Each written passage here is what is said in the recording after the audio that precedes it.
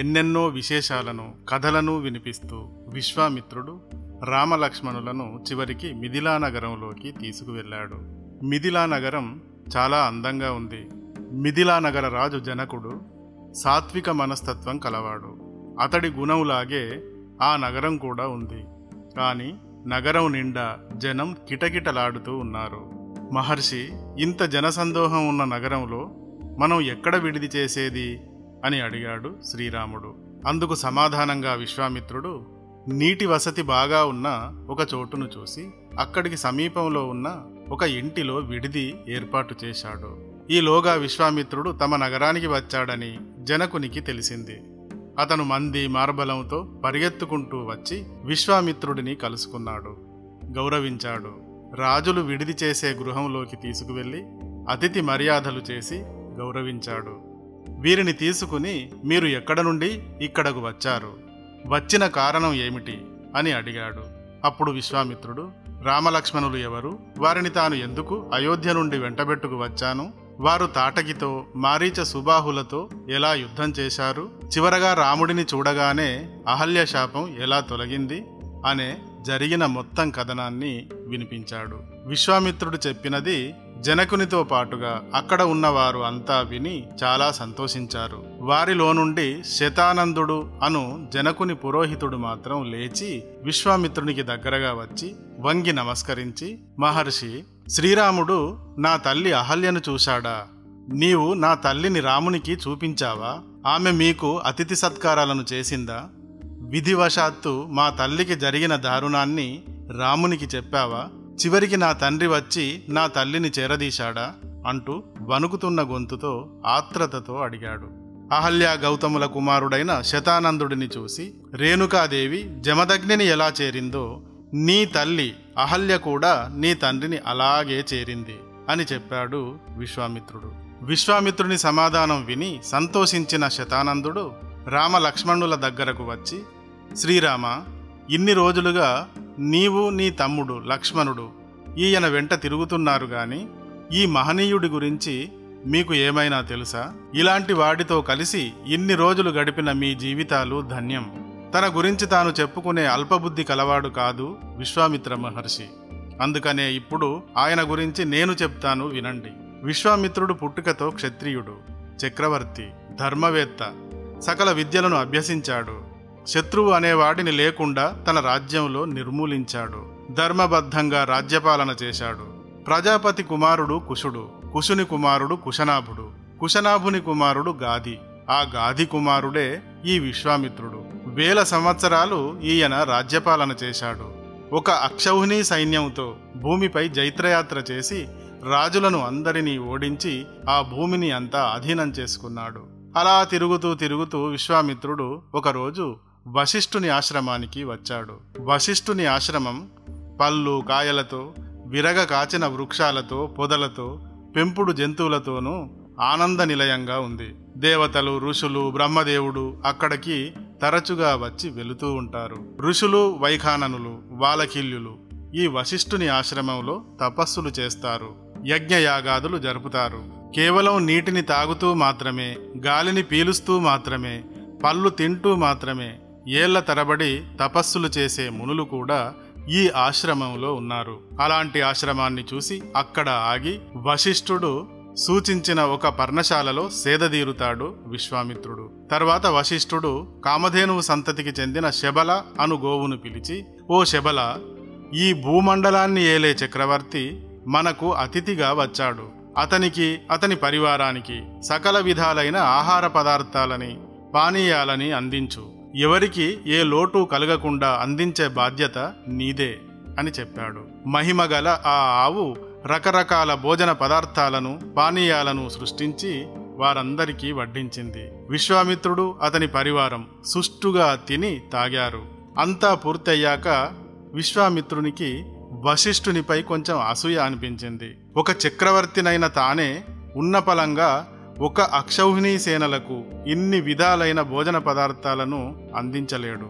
కానీ ఈ దట్టమైన అడవిలో ముక్కు మూసుకు తపస్సు చేసుకునే ఈ ముని వశిష్ఠుడు ఇది చేయగలిగాడు. ఇందుకు కారణం శబల అన్న ఈ గోవు. ఈ గోవు నిజానికి వశిష్ఠుని వద్ద ఉండదగినది కాదు, తన దగ్గర ఉండదగినది అనుకుని తనకు శబలను ఇవ్వమని కోరాడు. బంగారంతో అలంకరించిన 14,000 ఏనుగులను, 4 ఉత్తమ అశ్వాలను కట్టిన 8 బంగారు రథాలను, 11,000 గుర్రాలను, 1,00,000 పాడి ఆవులను శబలకు బదులుగా నీకు ఇస్తాను. ఇవి సరిపోకుంటే ఇంకా నీకు ఏం కావాలో అడుగు, నేను వాటిని కూడా ఇస్తాను అన్నాడు. కాని వశిష్ఠుడు, నీవు ఏమిచ్చినా నీకు నా శబలను ఇవ్వను అని ఖరాఖండిగా చెప్పాడు. విశ్వామిత్రుడు ఎన్ని విధాలుగా అడిగినా కూడా వశిష్ఠుడు అంగీకరించలేదు. దాంతో కోపం తెచ్చుకున్న విశ్వామిత్రుడు ఉగ్రరూపం ధరించి తన సేనలను పిలిచి కామధేనువును బలవంతంగా పట్టి తీసుకురమ్మని ఆజ్ఞాపించాడు. సైనికులు రాజాజ్ఞ ప్రకారం ఆ శబలను బంధించి లాక్కుపోసాగారు. వారితో వెళ్లడం ఇష్టం లేని శబల దీనంగా ఏడుస్తూ, ఏమిటిది వశిష్ఠ మహర్షి, నేనేం నేరం చేశానని నన్ను వీరికి అప్పగించావు అని వశిష్ఠుడిని అడిగింది. దానికి వశిష్ఠుడు, అమ్మా కామధేను, చూస్తున్నావు కదా, ఈ రాజు బలవంతంగా నిన్ను లాక్కు వెళుతున్నాడు. నేనేమో ఒక తపస్విని, అతడి బలాన్ని ఎలా అడ్డుకోగలను అన్నాడు. దానికి శబల, ఓ మహర్షి, విశ్వామిత్రుని క్షత్రియ బలం నీకు ఉన్న బ్రహ్మబలం ముందు నిలువలేదు. అతనికన్నా నీవే బలవంతుడివి. నీవిప్పుడే నన్ను ఆజ్ఞాపించు, ఆ రాజు సైన్యాలను సర్వనాశనం చేస్తాను అంది. శబల మాటలు విన్న వశిష్ఠుడు వెంటనే ఆజ్ఞాపించాడు, విశ్వామిత్రుని సేనలను నాశనం చేయగల సేనలను సృష్టించమని. వశిష్ఠుని నోటి వెంట ఆజ్ఞ వెలువడిన వెంటనే శబల ఒక్కసారిగా హుంకరించింది. దాని హుంకరింపు నుండి రకరకాల ఆయుధాలతో చీమల పుట్టలాగా సైనికులు పుట్టుకు వచ్చారు. వారు కన్ను మూసి తెరిచేలోగా విశ్వామిత్రుని సేనలను తరిమివేశారు. ఇది చూసి మండిపడిన విశ్వామిత్రుడు తానే స్వయంగా రథం ఎక్కి విల్లమ్ములు అందుకుని వర్షపు ధారల్లాగా బాణాలను కురిపించాడు.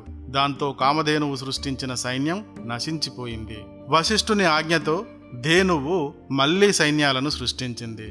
వారు విశ్వామిత్రుని మిగిలిన సేనలను అంతం చేశారు. ఇది చూసి విపరీతమైన కోపంతో విశ్వామిత్రుని 9 కొడుకులు ఒక్కసారిగా వశిష్ఠునిపైకి దూకారు. కాని వశిష్ఠుని తపశ్శక్తికి వారంతా కాలి బూడిదైపోయారు. యుద్ధ విద్యలలో ఇంతగా ఆరితేరిన తన కుమారులు 9 భస్మం చేసిన వశిష్ఠుడి తపశ్శక్తిని చూసి దిగ్భ్రాంతి చెందాడు విశ్వామిత్రుడు. ఇతడిని తన భుజబలంతో గెలవలేను అనుకున్నాడు. అందరు కుమారులు చావగా ఒకే ఒక్కడు మిగిలి ఉన్నాడని తెలుసుకుని అప్పటికప్పుడే అతనికి రాజ్యాభిషేకం జరిపించాడు. తాను మాత్రం అడవులకు వెళ్లి శివుని కొరకు కఠోరమైన తపస్సును సాగించాడు. శివుడు అతని తపస్సును మెచ్చి వచ్చి ఏం కావాలో కోరుకోమన్నాడు. మహాదేవా, నాకు ధనుర్వేదం గురించిన రహస్యం శేషం లేకుండా తెలిసేలా చెప్పండి. దేవతలకు, దానవులకు, మహర్షులకు, యక్ష, రాక్షస, గంధర్వ, కిన్నెర, కింపురుషులకు తెలిసిన అన్ని రకాల అస్త్ర విద్యలను నాకు ఉపదేశించండి అని కోరాడు. శివుడు తదాస్తు అని వరమిచ్చి అంతర్ధానం అయ్యాడు. శివుడు ఇచ్చిన ఈ వరాలతో విశ్వామిత్రుడు ఇక తాను అజేయుడను అనుకున్నాడు. వెంటనే బయలుదేరి సరాసరి వశిష్ఠుని ఆశ్రమానికి వెళ్ళాడు. అతని ఆశ్రమాన్ని సర్వనాశనం చేశాడు. ఆశ్రమంలో ఉండే మునులు, పక్షులు, జంతువులు చనిపోయేవి చనిపోగా మిగిలినవి పారిపోయాయి. వద్దు, పారిపోవద్దు, ఇక్కడే ఉండండి, నేను ఈ దుర్మార్గుడిని అడ్డుకుంటాను అంటూ తన దండాన్ని పట్టుకుని విశ్వామిత్రునికి ఎదురుగా నిలిచాడు వశిష్ఠుడు. విశ్వామిత్రుడు వశిష్ఠుడిని అస్సలు లెక్క చేయలేదు. ఆయన పైకి ఆగ్నేయాస్త్రం విడిచాడు. కాని ఆగ్నేయాస్త్రం వశిష్ఠుని దండాన్ని చూసి చల్లబడి వెనుతిరిగి వెళ్ళిపోయింది. తర్వాత విశ్వామిత్రుడు శివుడు తనకిచ్చిన అస్త్రాలను అన్నింటినీ వారుణాస్త్రం, రుద్రాస్త్రం, ఇంద్రాస్త్రం, పాశుపదాస్త్రం మొదలైన వందలాది అస్త్రాలను విడిచాడు. కాని అంతటి దివ్యాస్త్రాలన్నీ కూడా వశిష్ఠుని దండం ముందు మోకరించి తల వంచి వెనక్కు వెళ్ళిపోయాయి. చివరకు బ్రహ్మాస్త్రాన్ని ప్రయోగించాడు విశ్వామిత్రుడు. బ్రహ్మాస్త్రం వశిష్ఠుడిని ఏమీ చేయలేదు గాని లోకాలన్నింటినీ కాల్చివేయసాగింది. ఇది అంతా చూస్తున్న దేవతలు, మునులు పరుగు పరుగున వశిష్ఠుని వద్దకు వచ్చి, మహర్షి, ఎలాగైనా ఆ బ్రహ్మాస్త్రాన్ని ఆపు, లేదంటే దాని ధాటికి ఏ లోకము కూడా మిగలదు అని ప్రార్థించారు. దాంతో వశిష్ఠుడు తన దండాన్ని ఎత్తి బ్రహ్మాస్త్రానికి ఎదురుపెట్టాడు. దాంతో బ్రహ్మాస్త్రం తన విధ్వంసాన్ని ఆపింది. తల వంచి వచ్చి బ్రహ్మాస్త్రంలోకి ప్రవేశించింది. ఇలా దండం బ్రహ్మాస్త్రాన్ని కూడా మింగివేసింది. ఇది చూసి దేవతలంతా సంతోషించారు. వశిష్ఠుడిని శాంతించమని వేడుకుంటూ కీర్తించారు. కానీ ఇంతా జరిగాక విశ్వామిత్రునికి అవమానమే మిగిలింది. వశిష్ఠుని బ్రహ్మ తేజస్సును చూసి ఆశ్చర్యంలో మునిగిపోయాడు విశ్వామిత్రుడు. బ్రహ్మ తేజస్సు ముందు ఎంతటి ఆయుధము కూడా పనికిరాదన్నమాట. నేనిక ఆ బ్రహ్మ తేజస్సునే సాధిస్తాను, అందుకొరకు తపస్సు చేస్తాను అని గట్టిగా నిర్ణయించుకున్నాడు. ఇక్కడితో వశిష్ఠ విశ్వామిత్రుల యుద్ధ కథ ముగిసింది. ఈ కథను రామలక్ష్మణులతో పాటు జనకుని సభలోని వారు అంతా చెవులు అప్పగించి విశ్వామిత్రుని గురించిన ఈ కథను విన్నారు. ఇంతవరకు జరిగిన ఈ కథలో విశ్వామిత్రునికి అవమానము, గర్వభంగమే జరిగాయి. అంతటి చక్రవర్తి అయి ఉండి ఒక సాధువు ముందు తలవంచాడన్న పేరు వచ్చింది. తనకు అవమానం, గర్వభంగం ఎలా జరిగింది అన్న కథను శతానందుని నోటి వెంట విశ్వామిత్రుడు కూడా విన్నాడు. కాని తనను అవమానిస్తున్నాడని కోపం తెచ్చుకోలేదు. ఎందుకంటే వశిష్ఠునితో తలపడినప్పుడు విశ్వామిత్రుడు బలం, అహంకారాలతో ఉన్న ఒక క్షత్రియ రాజు. ఇప్పుడేమో బ్రహ్మర్షిగా ఉన్నాడు. కాబట్టి మానవ సహజమైన అహంకారం, మదమాత్సర్యాల లాంటి గుణాలు అతనిలో ఇప్పుడు లేవు. తర్వాత తన జీవితాన్ని అక్కడి వారు చూసి నేర్చుకోవాలి.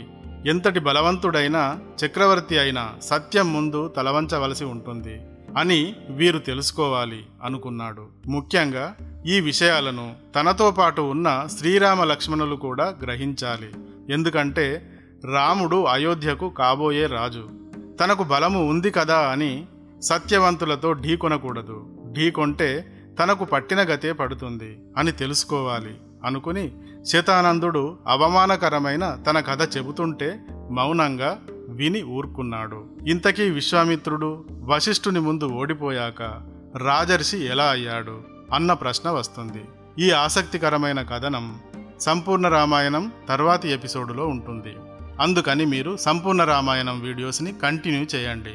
ఈ వీడియో కానీ నచ్చితే లైక్ చేయండి, షేర్ చేయండి, సబ్స్క్రైబ్ చేయండి. అలాగే గంట సింబల్ని ప్రెస్ చేయండి. దీనివల్ల మా లేటెస్ట్ వీడియోస్ మీ నోటిఫికేషన్లోకి వస్తాయి. Thank you.